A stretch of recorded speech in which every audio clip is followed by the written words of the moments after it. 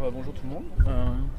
Donc c'est le troisième épisode du podcast Métadiscussion, le podcast du réseau de recherche structure et théorie qu'on publie sur Peers.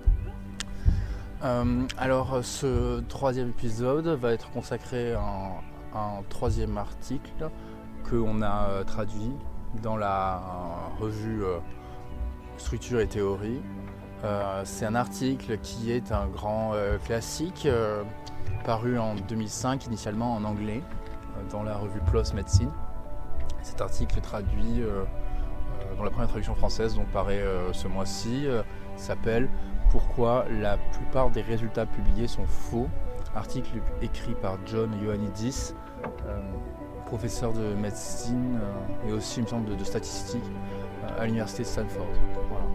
Voilà. On va commencer la discussion comme d'habitude sur cet article et j'espère que ça vous intéressera. C'est un article qui est très technique par rapport aux travaux précédents, dont on a parlé dans les épisodes précédents. Donc du coup, la discussion sera peut-être un petit peu différente. J'espère que ça sera sympa.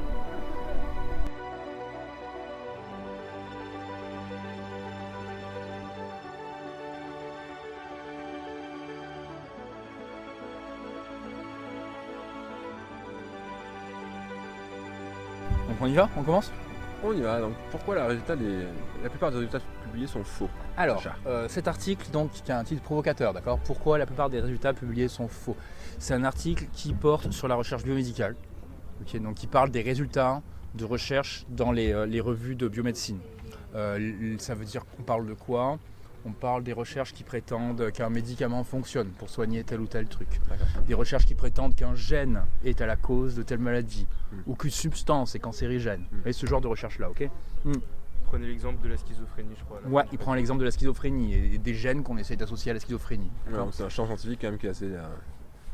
qui a des très bonnes méthodes déjà. C'est le champ scientifique qui a sans doute... un bon candidat pour les meilleures méthodes actuelles, d'accord. C'est un article qui s'applique sans difficulté à toute la recherche en statistique inférentielle. C'est-à-dire que toutes les remarques que fait Ioannidis dans ce travail, elles s'appliquent par exemple à la recherche en économétrie, à la recherche en sciences politiques dont parlent Mearsheimer et Walt. Et donc on en recherche la dérive de ces sciences dures. Elles utilisent le même. C'est pas une science dure, hein, elles utilisent les mêmes méthodologies. Par exemple, les régressions, c'est des choses qui viennent à la base de la biologie, hein, mais qui sont utilisées maintenant partout. Les remarques que fait Ioannidis dans ce travail, qui est en fait l'aboutissement pour lui de, peut-être plus d'une décennie en fait, de différents travaux qui vont dans ce sens, où il a examiné cette question sous plusieurs angles. Et puis ce travail qu'il a publié en 2005, en fait, il sort de l'aboutissement de cette carrière, où il va faire un point et créer un modèle statistique qui prétend démontrer que non seulement la plupart des résultats publiés sont faux, mais qui peut même expliquer pourquoi la plupart des résultats publiés sont faux. Voilà. Donc il y a deux choses. Cet article, de l'examiner 15 ans après, ça permet d'avoir un certain nombre de recul, un certain nombre de choses. Donc il faut aussi parler de ça. Après la publication de cet article, on a fait face à plusieurs crises dans les grandes revues Nature et Science qu'on a appelées les crises de la reproductibilité. Dans 2016, je crois, peut-être 2017, il y a eu deux articles qui sont parus, un sur la psychologie et un sur l'économie. Deux articles qui ont essayé de reproduire certaines expériences en psychologie et en économie et qui ne sont pas parvenus à reproduire une majorité d'entre elles, d'accord ? 70% même Alors pour la psycho c'était 66% il me semble, et pour l'économie c'était 45%, sachant qu'en économie ils avaient pris que les 10 meilleures revues je crois, un truc comme ça, que les articles parus dans les 10 meilleures revues, donc je te parle pas des articles parus dans les revues que j'ai tous les jours quoi.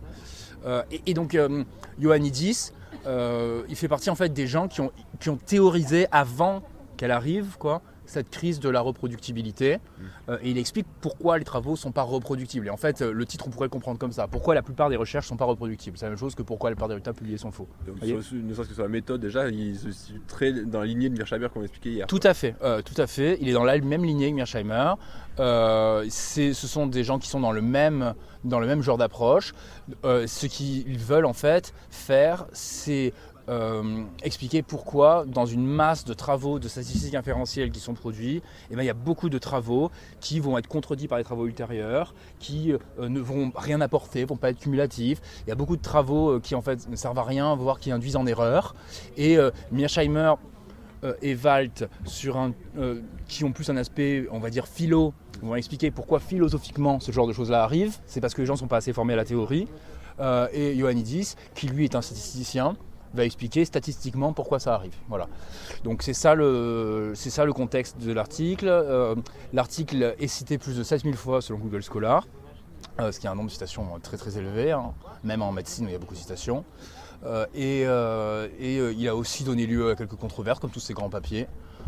Mais enfin il est considéré aujourd'hui sans aucun problème comme un classique. C'est aussi pour finir un papier qui débouche sur des recommandations méthodologiques qui sont à peine en train de se mettre en place dans les essais cliniques, etc., mais qui pourraient être appliqués dans toute la recherche de validation d'hypothèses, en gros. Toute la recherche que Mearsheimer et Wald appellent la validation d'hypothèses. Ces recommandations-là qui sont en fait des recommandations qui découleraient de sa démonstration, quoi. Elles sont à peine en train de se mettre en place parce qu'on est à peine en train de les comprendre peut-être. Peut-être, ouais. Il faut souligner la difficulté de l'article quand même. L'article est très difficile à comprendre. Et le fait est que de toute façon, je veux dire, il faut du temps pour qu'un article comme ça soit ensuite inclus dans des manuels de méthodo, puis ensuite forme des gens qui, quand ils commencent leur carrière de chercheur, se disent ok, il faut que je respecte les recommandations méthodologiques, etc. Donc vous voyez, c'est normal que les choses prennent beaucoup de temps. C'est pas parce que quelqu'un a une théorie sur les théories que d'un coup. Et puis encore une fois, je veux dire, tout est débattable, hein. Il y a des débats sur certains des points qui soulèvent, il y a certaines des démonstrations qui sont discutées, etc. Donc voilà. Oui, l'article est très indigeste, il est très difficile à comprendre. C'est en fait, ça procède d'une série de démonstrations statistiques, quoi. Le point de départ en fait de l'article, c'est quelque chose que tout le monde connaît. C'est le fait d'utiliser un indicateur qu'on appelle la significativité statistique, dire tiens c'est statistiquement significatif, d'utiliser la p-value, valeur p, d'utiliser cet indicateur pour valider en fait une étude, d'accord. Donc vous vous rappelez, on va reprendre encore les exemples qu'on a vus précédemment, Thomas Grimm, la bière et les publications, ou alors les travaux sur lesquels travaille Mearsheimer, l'arme nucléaire et la guerre par exemple. Bon. Vous faites une étude et vous montrez qu'il y a une corrélation entre A et B. Cette corrélation, elle peut tout à fait apparaître alors même que il n'y a pas de véritable lien entre A et B. Elle peut apparaître du fait du hasard. Ouais. Elle peut apparaître du fait du hasard, d'un hasard d'échantillonnage. Et ça, en fait, on peut le calculer assez facilement. C'est-à-dire qu'on peut calculer les chances que quelque chose soit une coïncidence. La façon dont on calcule ça, c'est la valeur P. Et par convention, dans la plupart des domaines, les chercheurs considèrent que quand on a une valeur P en dessous de 5%, le résultat est dit significatif. Ça veut dire que quand on considère qu'il n'y a qu'une chance sur 20 que la corrélation soit là du fait d'un hasard d'échantillonnage, à ce moment-là, c'est vrai, entre guillemets. D'accord ? Ça, c'est une convention.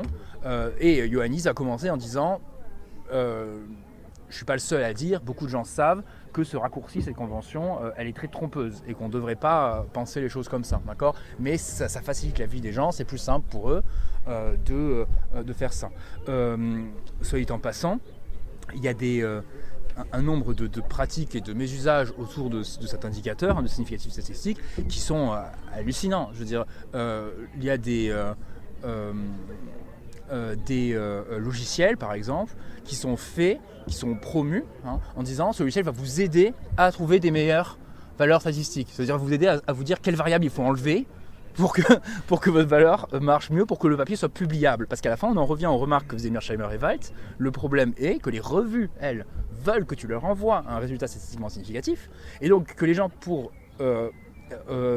fournir leur CV d'articles publiés dans les revues, veulent publier des résultats significatifs. Et donc c'est comme ça que la structure académique crée un monde dans lequel on veut les petites étoiles à côté de nos chiffres de corrélation, et que ça c'est censé être le vrai résultat. Et donc Ioannidis va dire ok, ce soi-disant vrai résultat, quelle est la probabilité qu'il soit vraiment vrai ?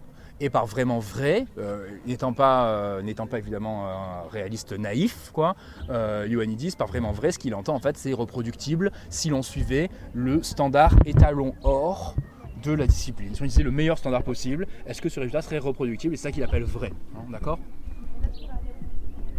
Jusque-là, ça va? Ouais, là ça va. Ouais. Donc, premier cas, je vais essayer d'expliquer les parties les plus simples de l'article, et comme ça on peut parler déjà de ça, puis ensuite on verra. La première chose qui est assez simple à comprendre, et qui n'est pas une contribution de Ioannidis, d'accord, c'est son point de départ.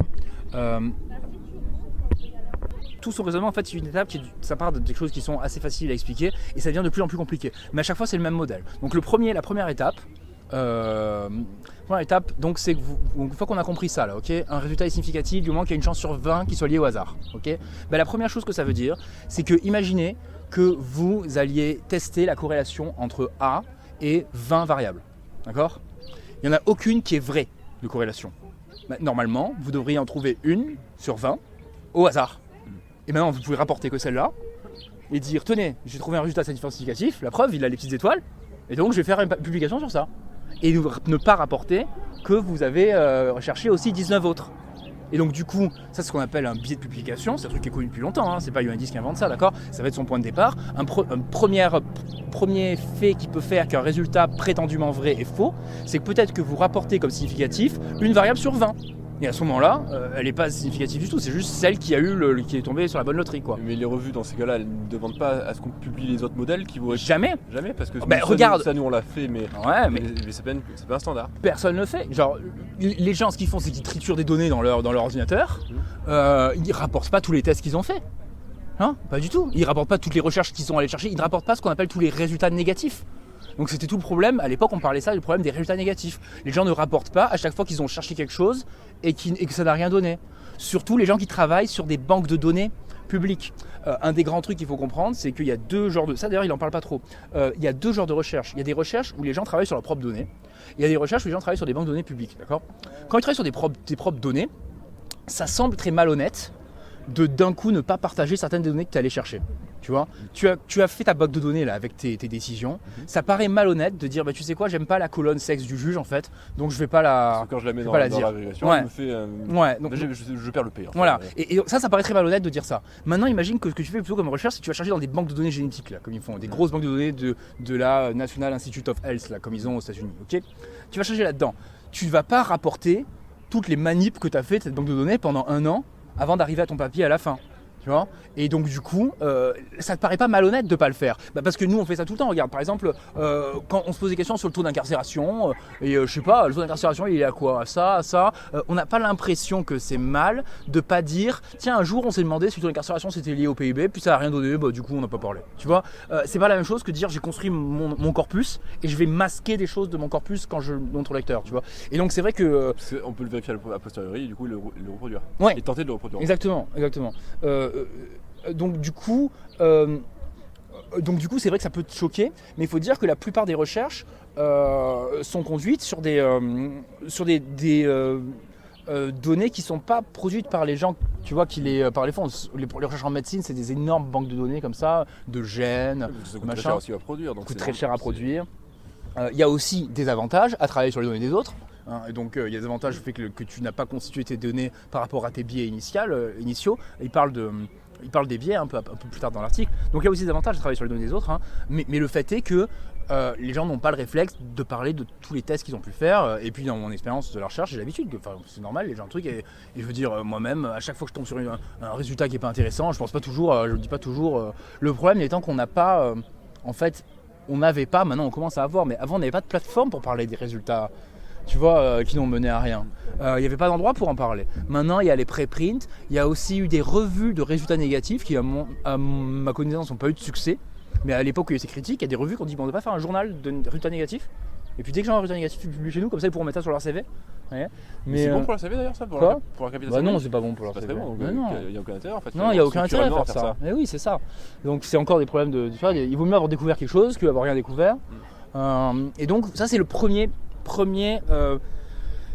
élément qui peut conduire un résultat prétendument vrai à être faux, d'accord ? Le fait qu'on ne rapporte pas toutes les variables qu'on a testées Et donc du coup, cette significativité statistique en fait ne veut pas dire ce qu'elle veut dire, quoi. En plus, la manière dont tu présentes, on dirait ce qu'on parlait hier avec Michel des validations d'hypothèses simplistes. Juste ils ont les banques et puis ils tentent de trouver des trucs, et puis après voilà. Bah, tu sais, de toute façon, dans le domaine dont il parle, il n'y a pas de théorie. Je veux dire, il n'y a pas de théorie en médecine. Très peu, très peu. La médecine, c'est très très mal compris. Les choses ont des effets, souvent on ne sait pas pourquoi. Donc la médecine, c'est très souvent de la validation simpliste d'hypothèses. Tu sais comment eux ils appellent ça? Ils appellent ça evidence-based medicine. Evidence-based medicine, ça veut dire en gros, on a la preuve que ça marche même si on ne sait pas pourquoi. C'est le truc qui est sorti de la théorie. Evidence-based, c'est comment ça s'appelle? C'est un contre-paradigme, tu vois, contre le paradigme de la théorie médicale. Et du coup d'ailleurs c'est sans doute un paradigme qui s'est étendu ensuite à plein de domaines jusqu'à arriver dans un endroit comme la science politique, et là ça fait râler Mearsheimer parce que lui trouve qu'on a des bonnes théories sur la guerre, alors que c'est vrai qu'en médecine on n'a pas de bonnes théories, en tout cas sur plein de domaines. On ne sait pas trop pourquoi les choses qui marchent quoi. Donc reprenons, donc ça si tu veux, je pense que celui-là il est assez facile à comprendre, non, de façon donc faut pas dire de biais, hein, mais cette raison pour laquelle un résultat prétendument vrai peut en fait être faux, c'est-à-dire non reproductible, elle est assez facile à comprendre, d'accord? Bon, et ensuite, ce que fait l'article de Ioannidis, qui est extrêmement dense, c'est qu'il va en fait cumuler tout ce genre de remarques, d'accord, et essayer de faire un modèle de tout ce qui pourrait amener un résultat prétendument vrai à être faux. Voilà. Donc ça c'est la première partie de l'article. Et donc réciproquement, tout ce qui pourrait amener une bonne recherche à être vrai aussi. Ouais, tout à fait. Et donc réciproquement, du coup, comment il faut conduire la recherche, d'accord? Et donc il y a une deuxième partie de l'article qu'il appelle les corollaires, qui sont en gros tout ce qu'on peut flairer en fait de la recherche. Ce qui est assez intéressant, c'est qu'il y a une notion de flair un peu souvent. C'est en fait il dit voilà, donc en gros maintenant le flair qu'on peut avoir, c'est que dans une recherche dans laquelle il y a beaucoup d'intérêts financiers, probablement que les résultats sont moins vrais. Dans une recherche sur laquelle on pense à des petits échantillons, probablement que c'est plus souvent moins vrai. Donc il y a toute cette histoire en fait de comment on flaire que les domaines, ça peut être comparer les domaines les uns aux autres. Il dit la cardiologie,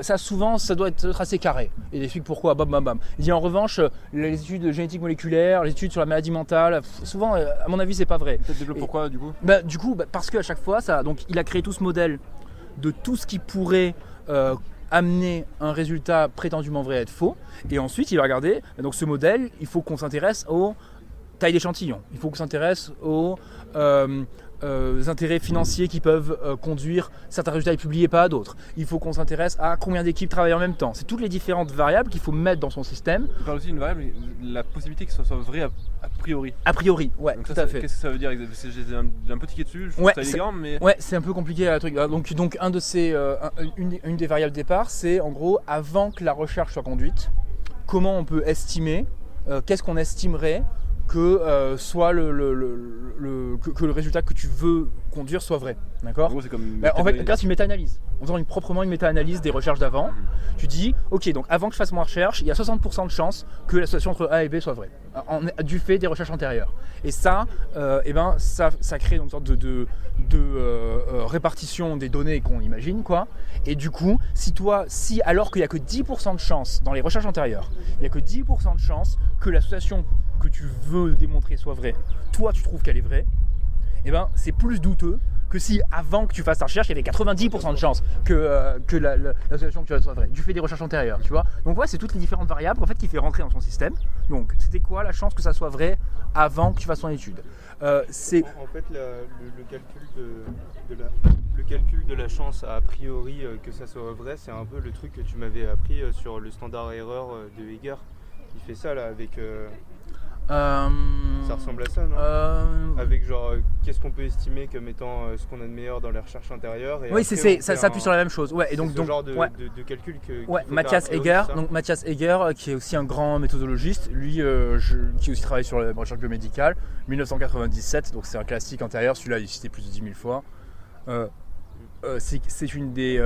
C'est un des standards de définition de ce que c'est qu'un biais et de définition de ce que serait que le meilleur résultat.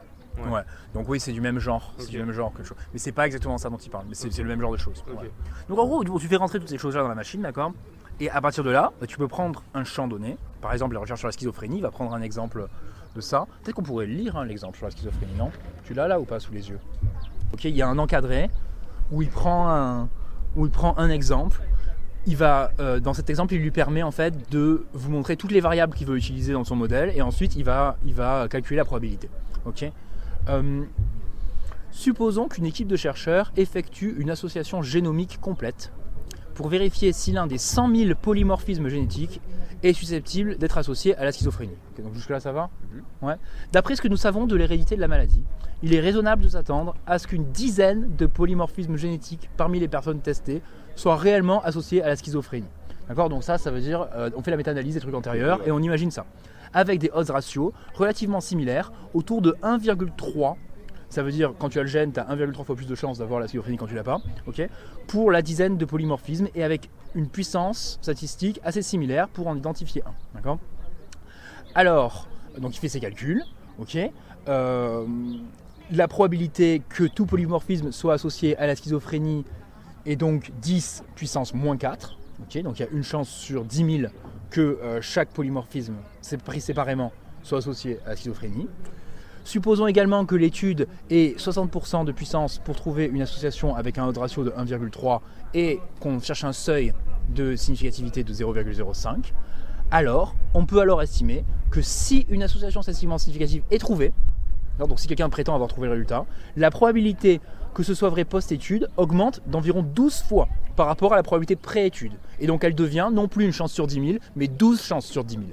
D'accord ? Donc ce qu'on dit, c'est, voilà, maintenant vous avez un papier qui dit on a trouvé que ça c'est le gène qui cause la schizophrénie, et Ioannidis va dire non, vous prétendez avoir trouvé que ce gène cause la schizophrénie, et vous avez 12 chances sur 10 000 d'avoir raison.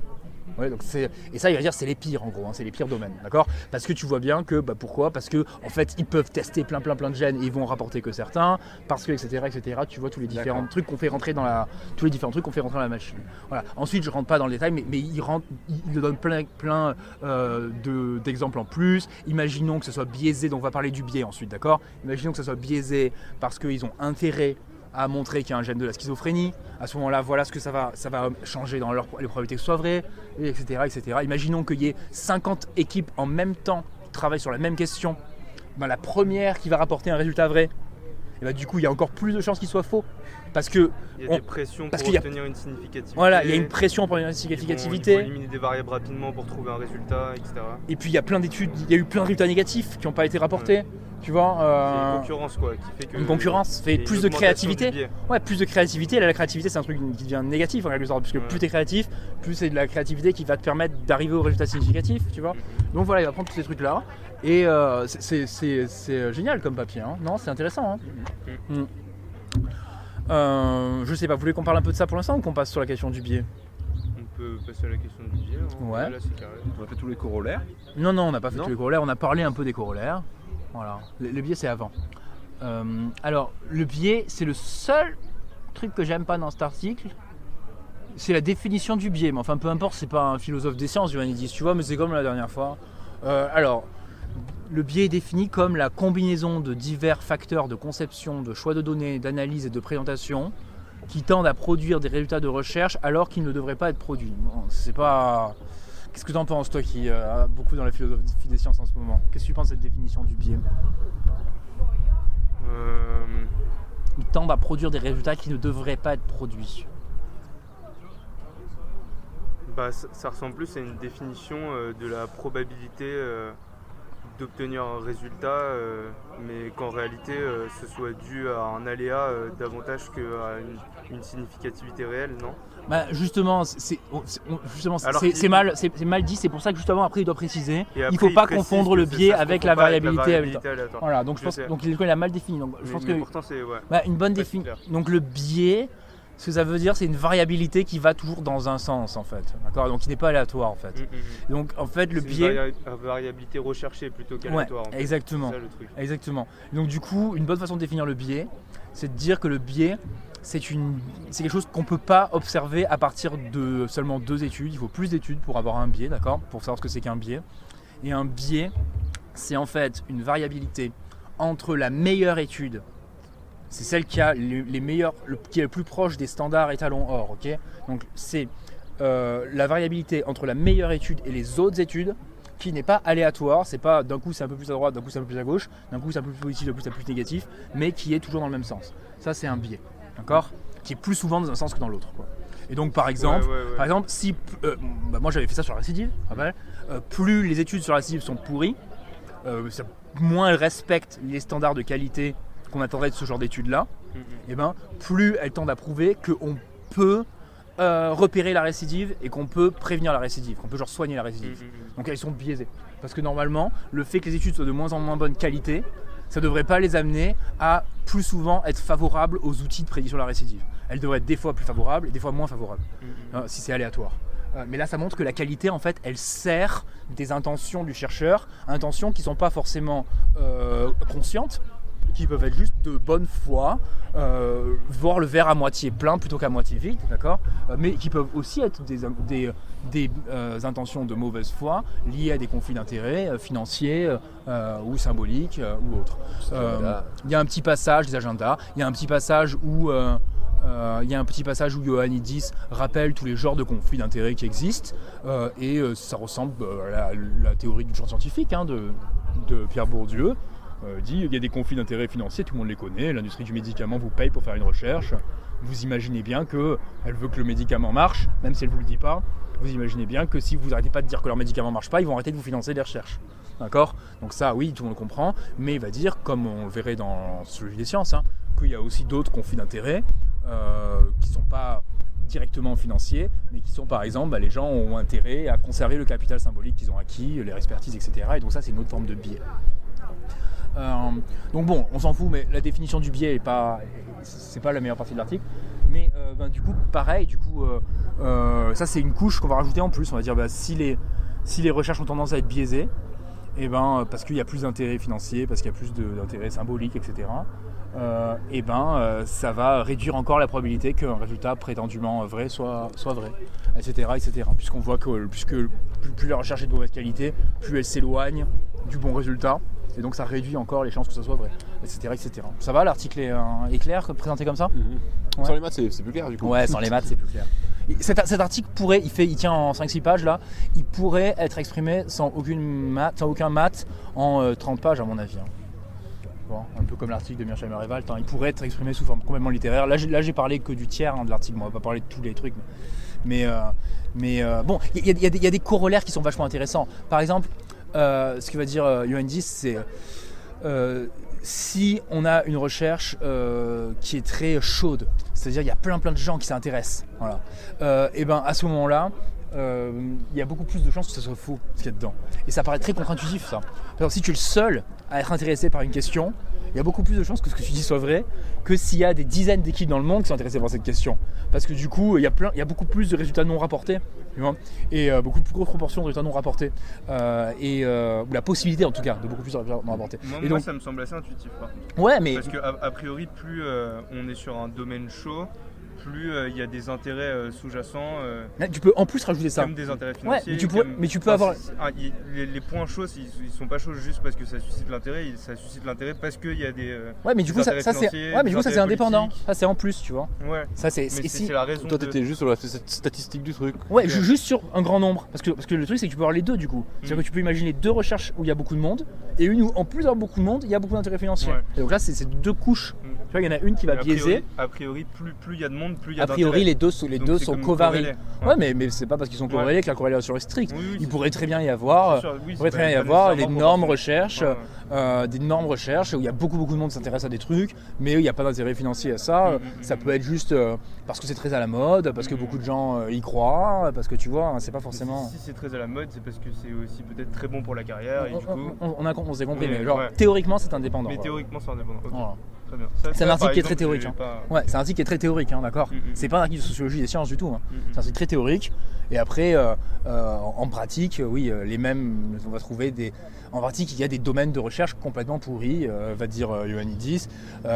Et d'ailleurs, il finit en disant, et d'ailleurs, on s'attendra à ce que les chercheurs n'aient pas envie qu'on dise que leur domaine est relativement pourri, et donc que ça rajoute encore une couche de plus où ils vont prétendre que des résultats sont vrais pour pas qu'on se rende compte que leur domaine, donc c'est la dernière couche, ça c'est la cerise sur le gâteau, c'est donc en plus pour masquer que leur résultat que leur domaine est particulièrement mauvais, parce qu'ils ne s'en sont pas rendus compte, ils sont rentrés dans un domaine puis ils se rendent compte d'un coup, merde, mais en fait méthodologiquement c'est vraiment un très mauvais domaine, au lieu de changer de domaine, vont vouloir continuer à prouver que les résultats sont vrais dans le domaine. Bon, c'est un article qui est très courageux quand même, hein. Enfin je veux dire dans le sens il est intellectuellement, c'est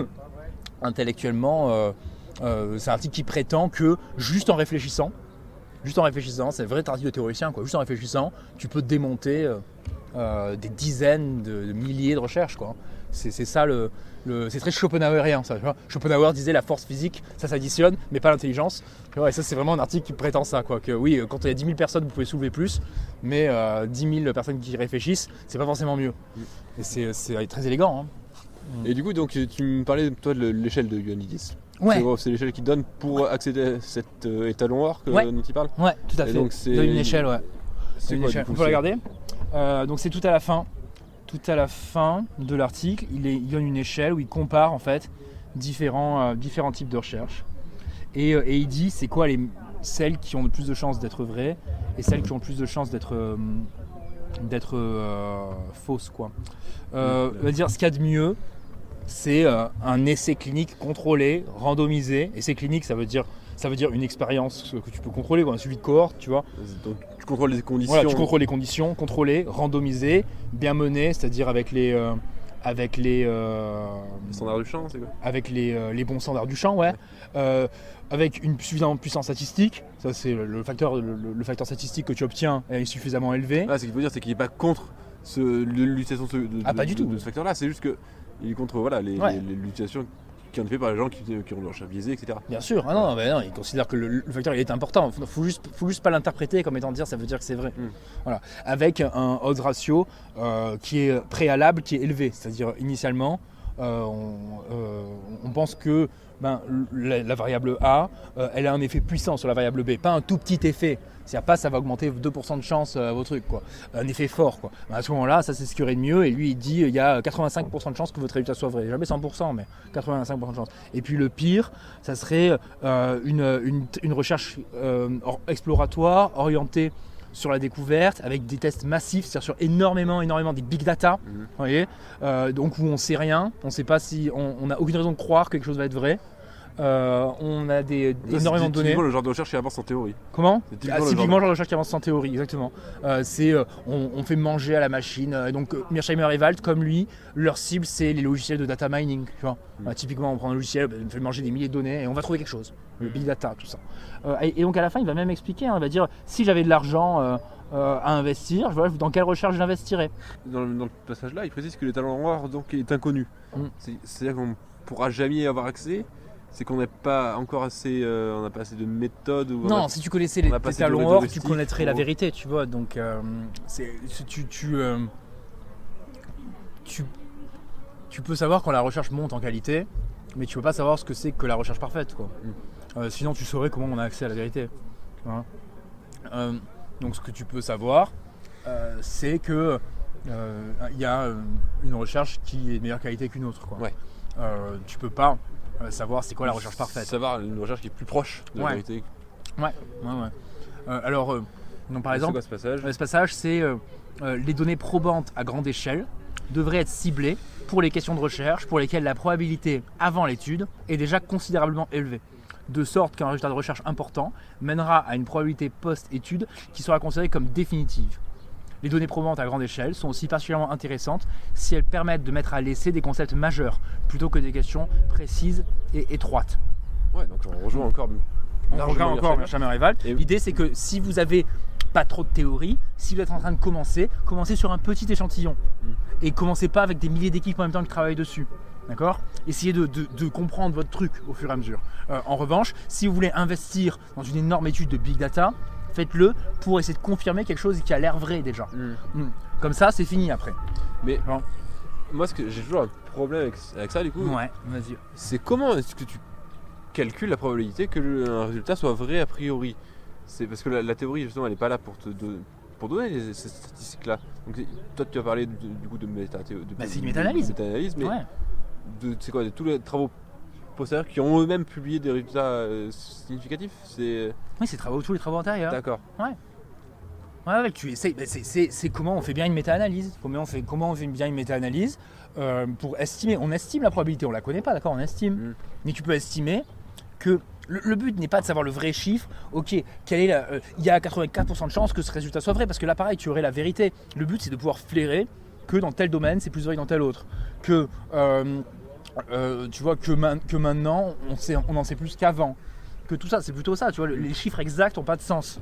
Tu vois, mais en revanche, tu peux dire, selon son modèle, que les recherches sur la schizophrénie sont moins, et sur les aspects génomiques de la schizophrénie, sont moins, il y a moins de chances qu'elles soient vraies que les recherches sur l'effet du tabac sur le cœur, tu vois. Voilà, c'est ça le truc. C'est pas le chiffre exact, tu vois, c'est plutôt les estimations. Du moment que tu fais une méta-analyse avec toujours le même standard. Voilà, Et qu'elle n'est pas biaisée, d'accord ? Ouais. À ce moment-là, elle va te dire, dans tel champ, il y a 50% de chances que le résultat prétendument vrai soit vrai.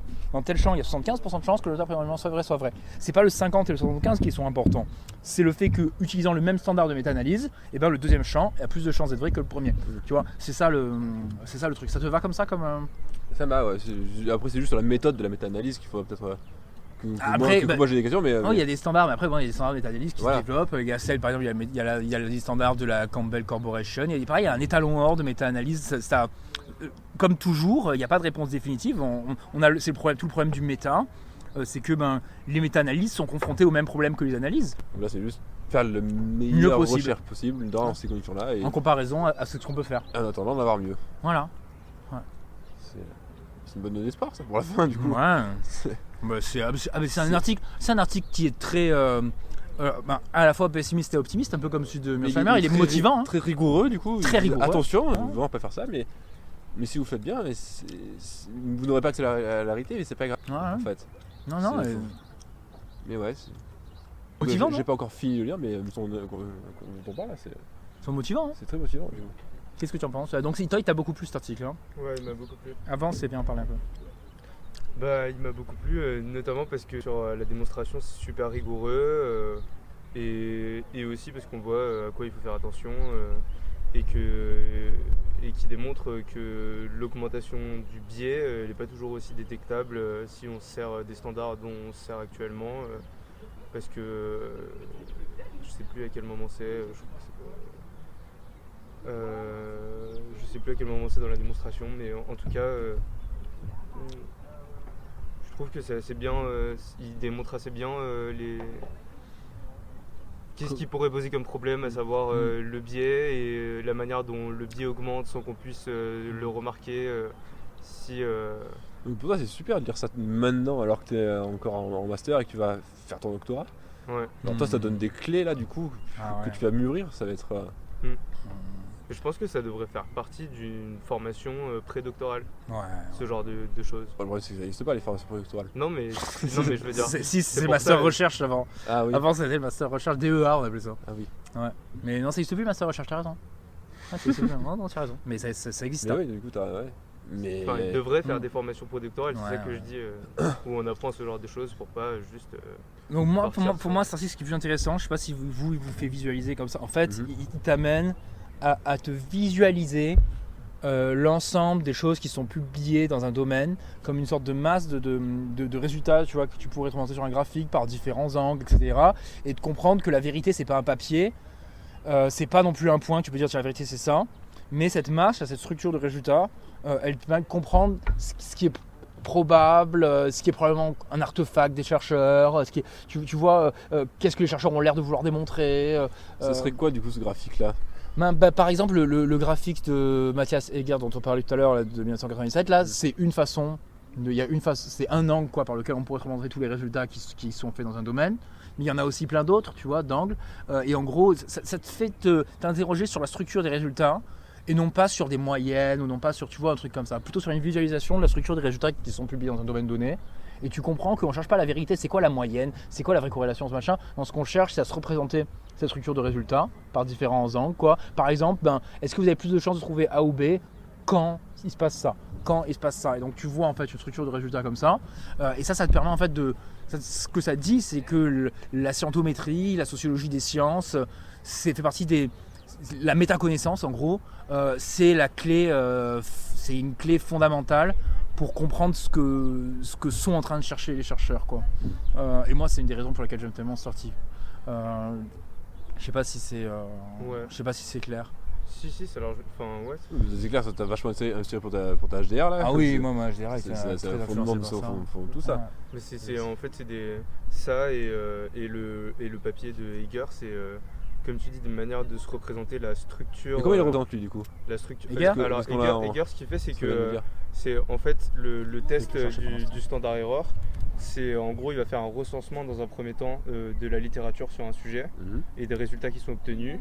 Il va regarder le sujet qui présente le meilleur standard. Il va regarder la recherche qui présente le meilleur standard scientifique. Donc par exemple, qui a le meilleur échantillonnage, etc. Et il va voir le résultat qu'elle obtient. Il place en haut. Enfin, tu vois, il regarde le résultat que la meilleure étude obtient. Ouais. Et après, il prédit, ce qui semble assez normal, que plus le standard scientifique des recherches après s'éloigne, plus proportionnellement, tu devrais avoir un résultat qui, selon une marge d'erreur qui va augmenter, plus la recherche elle est loin du standard scientifique. Tu as une marge d'erreur qui augmente, mais au moins ça reste dans cette marge d'erreur qui augmente proportionnellement. Quand tu as une étude qui devait se trouver dans une certaine marge d'erreur parce qu'elle se trouve à un certain niveau dans le standard scientifique en dessous de la meilleure recherche, elle sort de cette marge d'erreur, c'est-à-dire qu'elle est biaisée. D'accord. Parce que le résultat qu'on a obtenu, il ne correspond pas au champ dans lequel elle devait se trouver selon cette marge d'erreur par rapport à la meilleure recherche. C'est une bonne méthode de méta-analyse. C'est un test pour les méta-analyses. C'est un test qui est usuel, qui est très utilisé. Dans les méta-analyses, ils servent de ça pour éliminer justement les recherches qui sont biaisées pour pouvoir après se servir que des recherches pour obtenir le résultat de la méta-analyse. Ouais, donc ça par exemple, c'est une façon de. Et ce que ça montre, c'est que de visualiser en fait des pratiques scientifiques, ça t'amène à non seulement comprendre des choses sur les pratiques des scientifiques, mais aussi comprendre des choses sur ce qu'ils essayent de chercher, tu vois. Apparemment, il y a l'air de rien avoir. Apparemment, il y a l'air d'avoir un truc comme ça, quoi. Apparemment, il y a l'air, tu vois, c'est ça le. Et lui, il parle beaucoup sous ce terme de flair un peu à la fin. Hein. Par exemple, j'adore, il y a un passage, c'est ça, je sais pas si je l'ai lu et ça m'a marqué ou si je l'ai fait indépendamment, j'en rappelle pas. Mais c'est un truc que je fais beaucoup aussi. C'est il dit quand on sait qu'un domaine a de bons fruits ou a des fruits pourris, quoi. On peut facilement déduire qu'un domaine qui lui ressemble sur A, B, C, D a le même genre de fruits. Il ressemble dans quoi? Dans la méthode? Du coup, dans les différentes variables que veut entrer. Donc, a le même genre d'intérêt financier, a le même genre de taille d'échantillon, a le même genre de truc. Du coup, une fois qu'il y en a un où on a bien établi, et donc c'est pour ça que j'ai choisi comme couverture un symbole d'alchimie. Hein, on n'a pas commenté les couvertures à chaque fois, on aurait pu. Mais les deux premiers, on avait mis une photo de canette de bière qu'avait offert un étudiant, de Thomas Grimm, que lui avait offert un étudiant, où il y a marqué en tchèque dessus que la science soit facile. Ça quand même, il est assez facile à comprendre. Sur Mearsheimer et Wald, on a mis une photo d'un jeu d'échecs dont le roi est tombé, parce que les échecs, c'est une façon de théoriser la guerre. Donc c'était aussi facile à comprendre. Celui-là, c'est plus mystérieux. On a mis une image d'alchimie.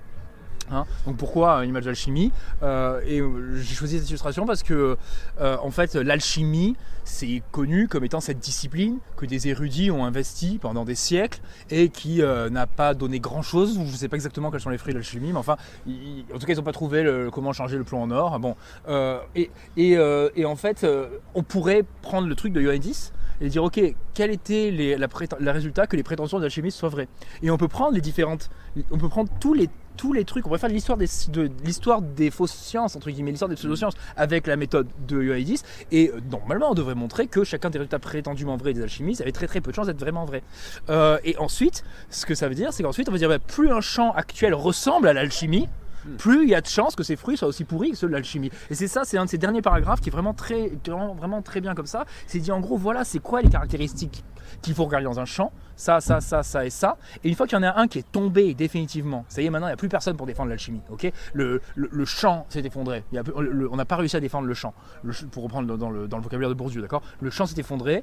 Et à ce moment-là, si on voit un autre champ qui ressemble pas mal à l'alchimie, on peut dire, vous savez, il y a des chances que ça s'effondre aussi, vous. Et du coup, ce qui est sympa, c'est que Ioannidis va dire par où il faut faire l'analogie.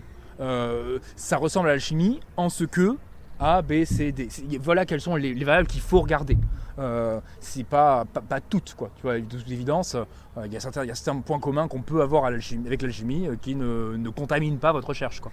Voilà, il faut avoir une théorie sur quelle analogie il faut chercher. Il faut avoir du flair. Il faut avoir du flair, voilà. Et j'aime beaucoup ce paragraphe, et c'est une méthode que j'utilise beaucoup. Moi, par exemple, j'ai travaillé sur les études sur la peine de mort, qui sont globalement assez pourries, d'accord. C'est très connu pour être assez pourri. La plupart il y a des économistes qui se moquent de ces études-là en disant bon, ben ça, on sait que c'est n'importe quoi. Mais donc du coup, quand on voit un champ qui ressemble à la peine de mort, avec le même genre de caractéristiques, on peut se dire tiens, celui-là, il y a des chances que les résultats prétendus de ce champ-là soient aussi pas terribles, quoi. En revanche, plus un champ s'éloigne de la peine de mort sur ces différentes caractéristiques dont parle Ioannidis, plus il y a de chances que les résultats qu'on trouve dans ce champ-là soient intéressants, soient reproductibles, quoi. Voilà.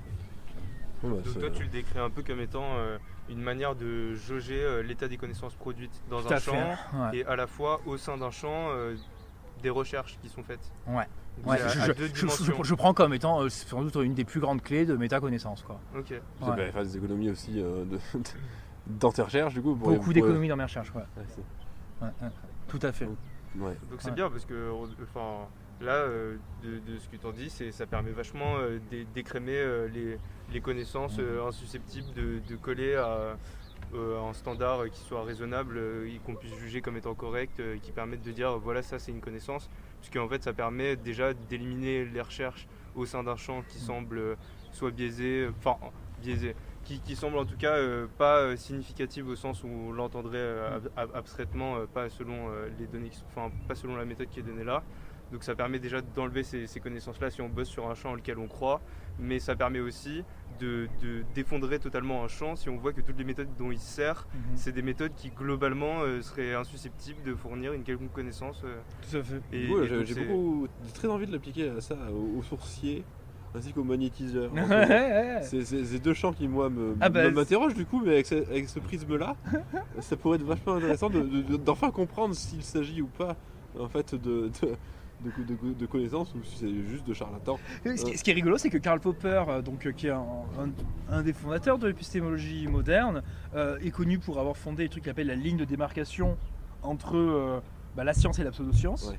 Et Ioannidis, en fait, lui, c'est pas il y a une ligne de démarcation, c'est il y a un gradient de l'alchimie à la cardiologie, on va dire. Lui, il va dire, il dit pas c'est le summum, mais c'est peut-être le summum pour lui, peut-être ça.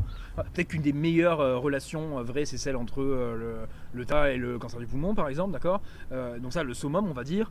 Et donc lui, en fait, il va dire non, il y a un gradient. Et désolé, mais bon, les gars qui travaillent sur les polymorphismes génétiques et la schizophrénie, ça ressemble plus à l'alchimie que ce qu'on fait en cardiologie. Hein. Et donc c'est sympa, c'est plus élégant. Ouais, c'est plus élégant. Mais après, ça avance. C'est un siècle après, mais Karl Popper, il disait voilà, il y a deux trucs, soit c'est réfutable, soit ça l'est pas, et si c'est pas réfutable, c'est pas de la science. Et lui, non, il y a une échelle, et il y a des super sciences, et il y a des sciences très très mauvaises. C'est une échelle du degré de scientificité, exactement, de recherche. Du degré de reproductibilité, du coup, il faut changer de mot, tu vois. Mais ouais, et donc c'est pour ça que cet article, pour moi, 6 pages, très dense, très dur à lire, faut le lire plusieurs fois.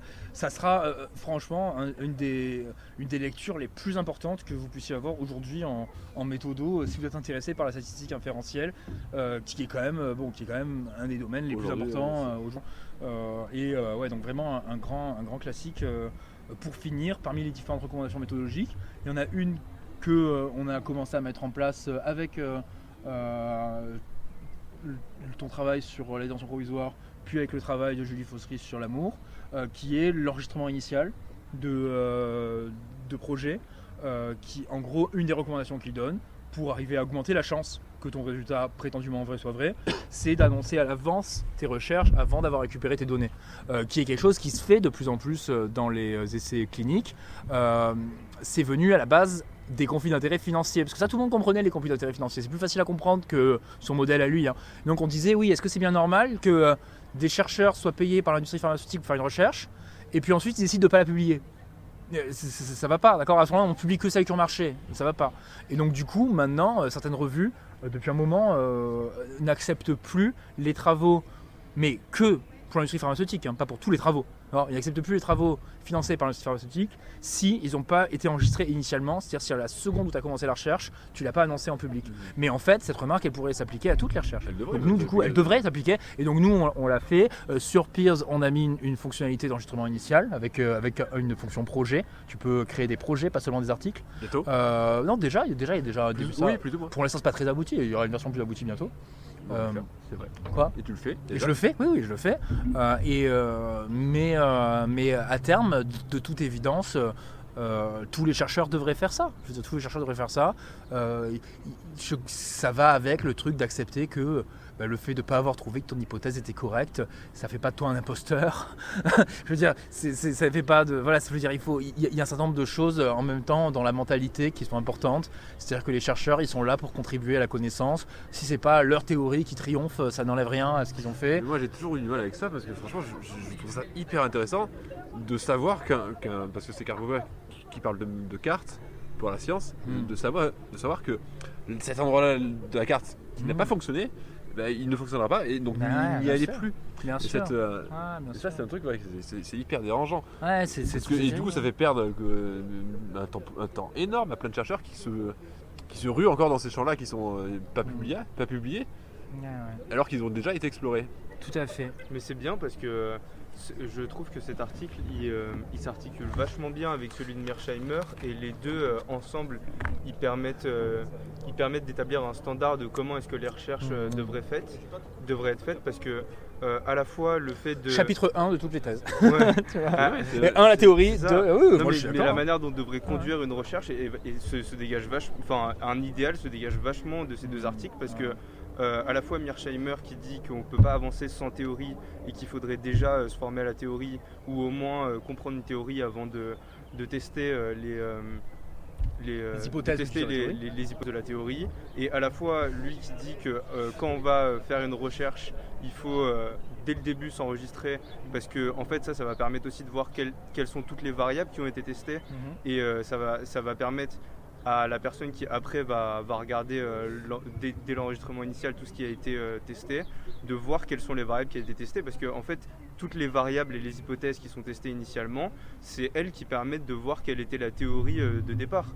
Parce qu'il faut bien une théorie pour savoir quelles sont toutes les hypothèses qu'on va tester. Tout à fait. Et c'est pour ça que en fait, les deux ensemble, c'est vachement, on voit vachement qu'on ne peut pas avancer sans théorie.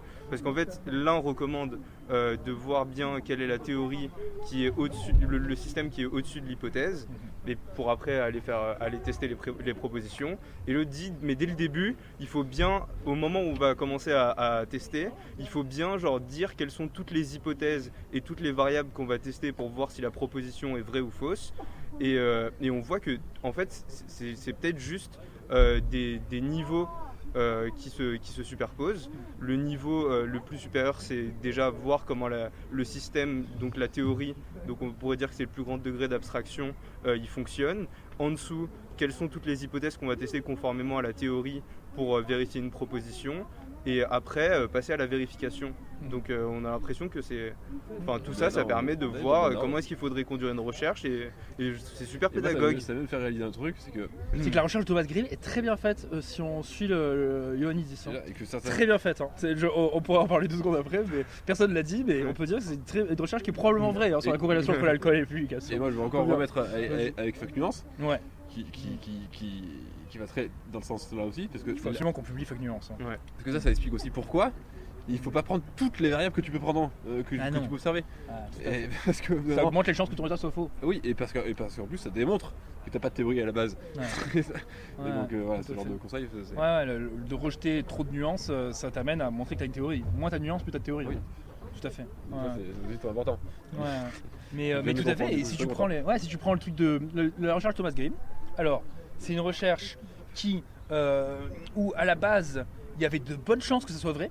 Et donc c'est tout le premier paragraphe, tout son paragraphe où il dit l'alcool ça réduit les performances cognitives sur ça réduit la coopération, la recherche c'est coopératif, ça augmente la dépression, quand on est déprimé on produit moins, etc. D'accord. Donc il y a tous ces trucs qui font que les chances que ça soit vrai a priori sont assez élevées. A priori si tu bois des centaines de litres de bière par an, il y a plus de chances que tu arrives moins à publier, donc il explique pourquoi je pense que ça va être vrai.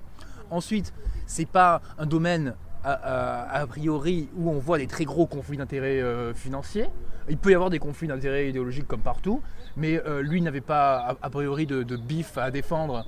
Il n'était pas là pour l'industrie, il n'était pas envoyé par les Mormons pour lutter contre l'alcool, etc. Donc a priori, tu vois, donc il n'y a pas ça. C'est une recherche qui est assez simple, quoi. Il n'a pas l'air d'avoir testé, il a constitué lui-même son matériel. Il n'est pas allé chercher une banque de données publique où il a testé plein de variables. Il a dit tiens, les pays où on consomme plus d'alcool, on publie moins. Ça, tu pourrais prendre des banques de données publiques, consommation d'alcool, les taux de publication, et dire regardez ça. Non, c'est un truc qu'il a constitué lui-même. Le résultat à la fin est assez puissant statistiquement. Il a des corrélations très très fortes avec des valeurs P très très très puissantes. Et donc ce qui est rigolo, c'est que on met les trois d'affilée, et cet article de Thomas Grimm, il donne une corrélation qui, à mon avis, a très grande chance d'être vraie, ce qui ne veut pas dire que le lien de causalité est entre l'alcool et la publication, comme le dit Thomas Grimm dans sa réponse. Peut-être que c'est l'inverse, peut-être que c'est les chercheurs qui publient moins, qui boivent plus, qui se noient leur chagrin dans l'alcool, mais en tout cas, ce qui est intéressant, c'est de voir les trois d'affilée comme ça, et de voir comment cet article tellement controversé de Thomas Grimm est un excellent article d'un point de vue statistique. Pour Ioannidis, c'est beaucoup plus sérieux cette recherche rigolote sur les écologistes aviaires tchèques que des recherches financées sur le polymorphisme génétique et la schizophrénie. Et ça, c'est quand même génial aussi de se rendre compte de ça, non ? C'est bien en plus de l'avoir fait dans ce sens-là, puisque en fait on commence par la recherche de Thomas Grimm qui, pour quiconque la lit, on a l'impression que c'est une grosse blague, et après, en regardant quels sont les meilleurs fondements méthodologiques et les meilleures manières de conduire une recherche scientifique, on se rend compte que c'était vachement sympa. Plus qu'une blague, c'était vachement bien fait en fait. Donc c'est drôle de l'avoir fait dans ce sens-là, parce que ça va peut-être... D'ailleurs, c'est une recherche qui, je pense, peut être facilement utilisée en cours de méthodo.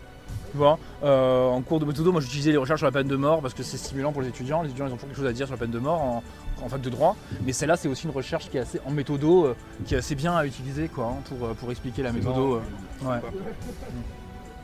Bon. On conclut.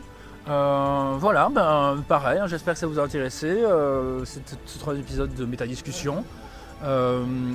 Bientôt, on parlera un autre article, cette fois qui n'est pas une traduction, mais qui est un article inédit qui datait de 1981, un article écrit par Emmanuel Todd, grand intellectuel français, qui paraît pour la première fois plus de 30 ans après son écriture sur notre plateforme, dans la revue Structure et Théorie sur Pios. Et la prochaine fois on parlera. Et c'est un article qui est une métathéorie, on va dire. C'est un article sur une théorie de la sociologie. Voilà, ça serait intéressant d'en discuter aussi. Je suis pas trop fan de cette intro là. Peut-être on en refera une. Ouais, je peux en refaire une maintenant parce que non. Ouais, t'as un truc à dire toi ? Non. Tu veux faire l'outro ? Non. Bah donc juste. Voilà, bon bah ça va, merci. Bah écoute, je vous remercie. Je suis animateur radio. Merci. Les auditeurs du coup. Quoi ? Ouais, je remercie mes auditeurs. J'espère que ça vous aura intéressé. J'espère que ça vous aura donné envie en fait d'essayer de faire de la recherche qui soit genre la mieux possible, en disant que de toute façon le travail qu'on fait, c'est un travail qui est pas absolu, quoi, qui est relatif, c'est temporaire. Ce qui est vrai aujourd'hui sera plus vrai demain, mais Ioannidis donne un peu des indicateurs de comment ça pourrait durer un peu plus longtemps, quoi. Et je pense que ça c'est quand même sympa de se dire c'est un peu comme la vie, quoi, ça finira, mais voilà comment ça pourrait durer un peu plus longtemps et comment ça pourrait être un peu mieux. Voilà. Hein, allez, à bientôt. J'ai l'impression que c'est mieux dans les podcasts. Non, celui-là il était vraiment cool. Hein. Je suis vraiment fier parce qu'il est constant. Non ?